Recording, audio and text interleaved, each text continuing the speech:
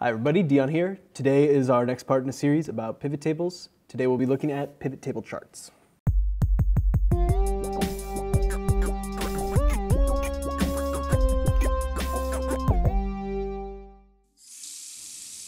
So we have here our chart from the last episode, and what we're going to do is look at return on ad spend and cost over time, as well as the distribution of the quality of leads over time. So to do this, we're going to make it visual with a pivot chart. So starting out, I'm just going to clean this up. We're only going to look at campaign 1. So I'm going to go ahead and throw my filter in and have us just looking at campaign 1. Get that started. Next thing we're going to do is clean up these value items and only have return on ad spend and cost. Go ahead and go down here, grab cost, throw that in there. So right now this is not too useful. We want to see this over time. So I'm going to go up here, grab month, and put that into my row.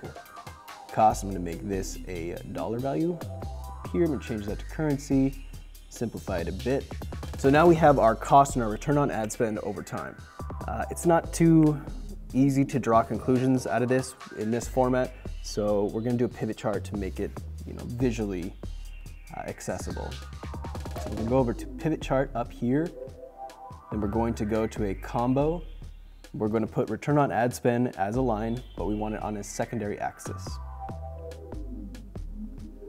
Once we do that, we are good to go. Now we're going to clean this up a little bit. I don't like the way it looks at default, so I'm going to go ahead and remove all field buttons. And then I'm going to change my design to, I like this one over here. Excel has a lot of good options. And then I'm going to change this to this one. So I think in this format, it's pretty quick to see things real easily over time. We can see our costs, how they've changed. July was a big month in terms of cost, but we saw our return on ad spend drop down. So that might be a month of concern. And overall, the trend here is not so great. We can see a downward return on ad spend and a bit of a curve here for cost. So that's a quick way to do cost. Now we're going to switch up this same chart using these same aesthetic features and look at lead quality over time. What we're going to do for that is remove these. We're going to go ahead and drop lead quality, which we had set up in an earlier video. We're going to drop that into the values, and then we're going to take the lead quality again and put it as the legend series. So if you look at this, now you can see the number of leads. I'm actually going to change this from a percentage to just a number. I'll grab all those, switch those to a number.